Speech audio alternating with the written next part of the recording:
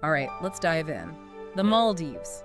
Sun-drenched beaches, crystal clear water, those iconic overwater bungalows, and glowing beaches. You found glowing Yeah, beaches. it's seriously postcard perfect stuff.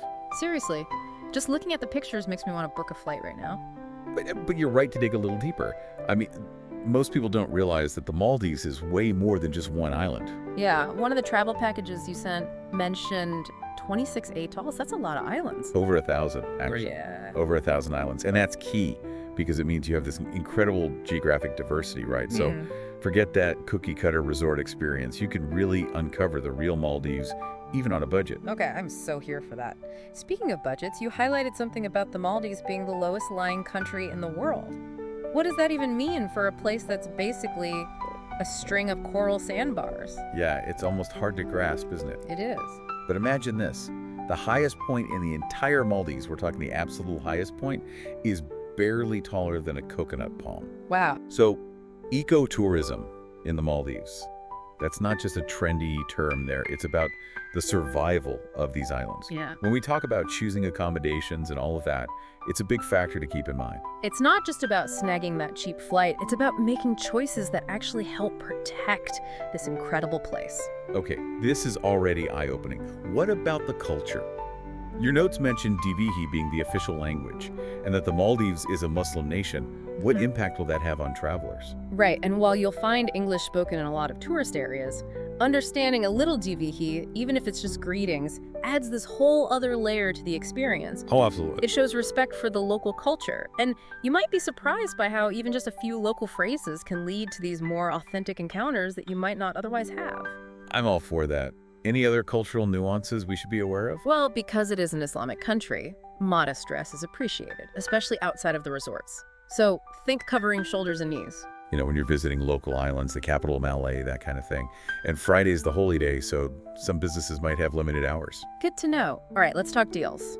That Amplify Holidays page had prices listed in Indian rupees. Is that some insider trick for finding cheaper packages? That's a smart catch. Travel companies often cater to specific markets, right? And that can be a clue for us, the savvy travels. Yes. This one seems to be geared towards Indian tourists, which geographically makes sense given the proximity. Right.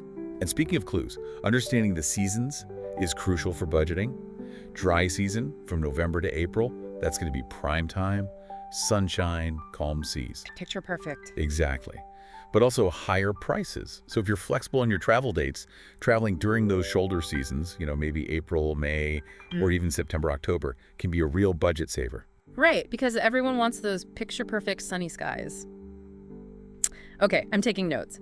But before we get too deep into when to visit, I have to ask about something that totally blew my mind. A glowing beach. Please tell me that's real and not just some fancy Photoshop. Oh, it's very real. It's real. Okay, good. We're talking about Vadhu Island. The water actually sparkles at night. No way. It's this surreal phenomenon. It's caused by bioluminescent plankton in the water. Imagine, you know, walking along the shore and the waves are lighting up with this like blue glow. Incredible. I never even considered that. What makes the plankton glow? It's a natural chemical reaction, believe it or not. Oh, wow. Basically, when these tiny organisms are disturbed, like by the waves crashing or even, you know, if you move your hand through the water, they release energy as light. Like a defense mechanism, but for us it's just this magical, almost otherworldly experience. See, this is why I love a good deep dive. We go from budget tips to glowing plankton in like 5 minutes. And we're just getting started. Oh, I love it. I mean, don't get me wrong, those overwater bungalows, they're tempting. Yeah. But the Maldives has this whole world of natural wonder that often gets overlooked. And it doesn't have to break the bank to experience. Did you see the part about those diving and snorkeling spots like Banana Reef, Maafushi? Oh, they definitely caught my eye. They're legendary. What makes those spots so special? Are we talking like expert level diving here? What's fascinating is that the Maldives isn't just a romantic getaway, you know? Yeah. It's a biodiversity hotspot. Oh. So even if you're just snorkeling, you're in for a real treat. We're talking vibrant coral reefs, colorful fish. You might spot reef sharks or manta rays. Okay, swimming with glowing plankton and potentially seeing a reef shark. I think I'm sold. Forget fancy cocktails. Sign me up for an underwater adventure. Now you're getting it. Yes. But before we jump in the water, let's talk about getting around these islands. You mentioned seaplanes earlier. Undeniably glamorous, but they'll also make a serious dent in your budget. Ferries are definitely the most affordable option. They're often used by locals, while speedboats are kind of a middle ground if you're looking for something in between. So strategic island hopping it is. I'm all about maximizing those experiences, but those seaplane rides do seem pretty amazing. Are they really that expensive? They are an investment, there's no way around it. But if your budget allows for it, they do offer this really unforgettable way to soak in the archipelago's beauty from above. However, even on a tight budget, there are still tons of ways to experience the magic of the Maldives without, having to win the lottery. Okay, you've convinced me. Ferries and speedboats it is. What about actually navigating between the islands, though? Is it easy to figure out? It can be a bit daunting, I'm not going to lie, especially at first. But there are ways to make it way easier on yourself. We'll dive into specifics in a bit, but downloading a good ferry app is key. Think of it like your island hopping GPS. Okay, downloading now. Technology to the rescue. This is why I love a good deep dive. We're uncovering all the best tips and tricks. Now, let's talk about where to stay. Those overwater bungalows are iconic, but are they even remotely attainable on a budget? They can be. With a little strategy, Okay, I like strategy. a week-long stay at a luxury resort, yeah, that'll set you back a pretty penny, for sure. Yeah.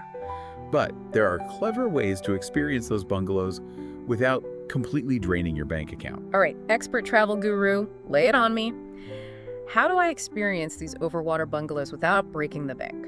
Okay, so we're talking overwater bungalows on a budget. I'm all ears. Here's the thing. Instead of booking a full week, which, yeah, that can get pretty pricey, Right. consider splitting your trip. Okay. Spend maybe a few nights in a more affordable guest house on one of the local islands. Okay. Then treat yourself to a night or two in a bungalow. I love that. Get a taste of both worlds. Yeah. Local scene and a little luxury. Exactly. And to stretch that budget even further, look for those last-minute deals or special offers, especially during those shoulder seasons we were talking about. Right. You might be surprised at the discounts that pop up. Okay, shoulder season deals, got it. Any other, insider tips for scoring a good price on those bungalows? Sometimes choosing a bungalow that's a bit farther from the main resort area can save you some money, and you still get those incredible ocean views. Oh, for sure. It's all about being a little strategic with it. I am all about strategic. Now, you mentioned local islands. What makes them a budget-friendly option? Think of it this way. Local islands are where Maldivians live, so you'll find a wider range of guest houses and family-run accommodations that won't break the bank. Plus, you get that more authentic taste of Maldivian life. Ooh, that sounds right up my alley. Any particular local islands you'd recommend? Maafushi is a popular one, known for its beautiful beaches, budget-friendly guest houses, and it's got really easy access to other islands as well. Easy access. So you can find some great deals there. Maafushi added to the list. What about food? I'm all about experiencing local cuisine, but I don't want those resort restaurant prices. You and me both. Yeah. One of the best ways to save money and have a really authentic experience is to eat like a local, right? Yes. Look for what are called hota. These are small, local restaurants, usually family-run. Hota, okay.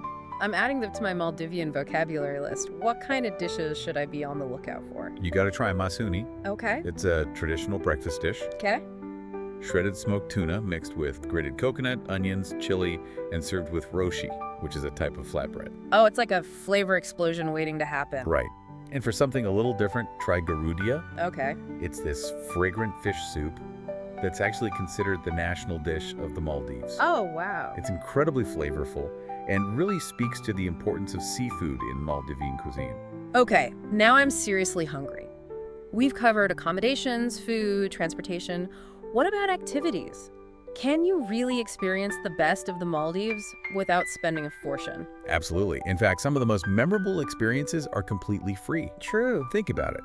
The Maldives is all about this stunning natural beauty. Right.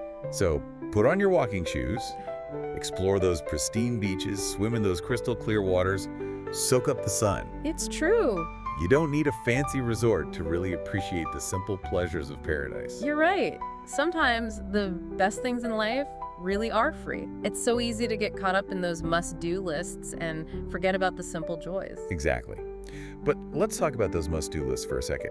Yeah. You had a question earlier about the safety of the Maldives, especially as a solo female traveler. Yes. It's always on my mind when I'm planning a trip. And rightfully so. Yeah. The Maldives is generally considered very safe for tourists. Okay, good. But it's always smart to be cautious, right? Of course. Like anywhere else, be mindful of your belongings, especially in crowded areas. Right, basic travel smarts. Precisely. And be cautious when swimming. Currents can be strong in some areas, so always a good idea to swim with a buddy or stick to those designated swimming areas. Solid advice. And, oh, here's a tip that's relevant no matter where you are in the Maldives. Okay.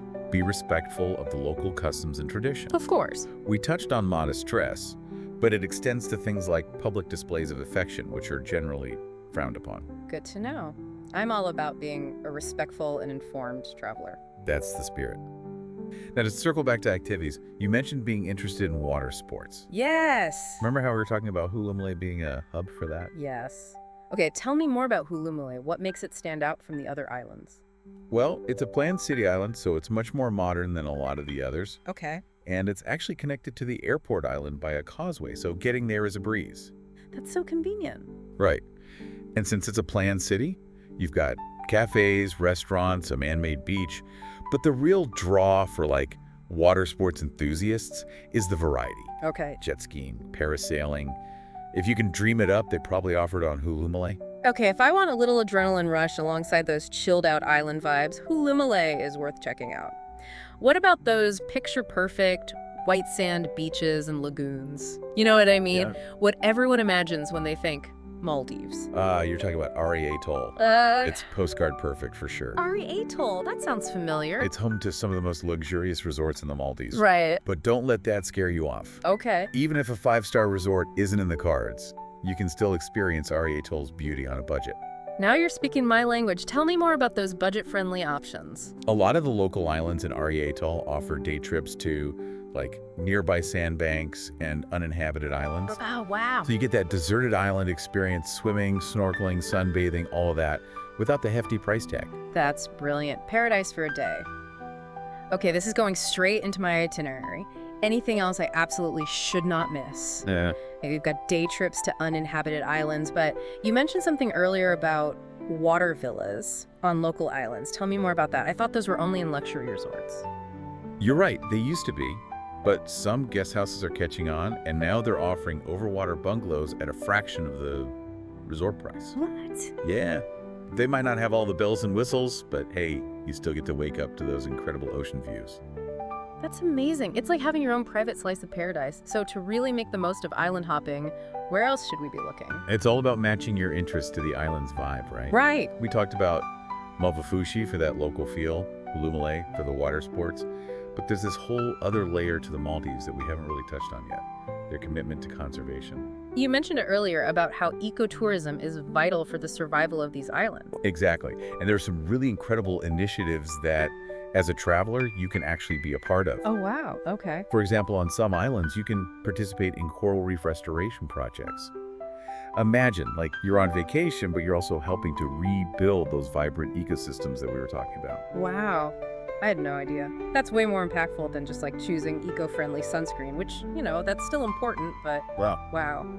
Do you have any specific recommendations for someone who really wants to experience that conservation side of the Maldives? Absolutely. Look into the Banyan Tree Faru. They have a dedicated marine conservation lab where guests can actually help with coral planting, reef monitoring, things like that. Oh, wow. It's a really cool chance to learn about the challenges that these fragile ecosystems are facing and be a part of the solution. That's amazing. It's so easy to think about vacation as just relaxation, escape, but this adds like a whole other layer of meaning to the experience. Exactly. And that's what I hope you take away from this whole deep dive. Yeah. That the Maldives offers something for everyone. You can experience the luxury for sure, the adventure, the cultural immersion, even contribute to these conservation efforts, all while still being mindful of your budget. You've completely changed my perspective. I went from feeling kind of overwhelmed because it is like this far-off destination to feeling totally empowered to create my own Maldivian adventure. This has been incredible. And that's what it's all about. The Maldives, they might be known for these high-end resorts, but it's truly a destination that is accessible to everyone. That's awesome. With a little planning, the right information, which hopefully we've given you some here today, you can experience the magic of these islands without having to break the bank. Absolutely. So as we wrap up this incredible deep dive, what's one final thought you want to leave our listeners with? Remember that the Maldives is more than just a vacation destination. It's a nation with a rich culture, a delicate ecosystem, and a story that deserves to be heard. Take the time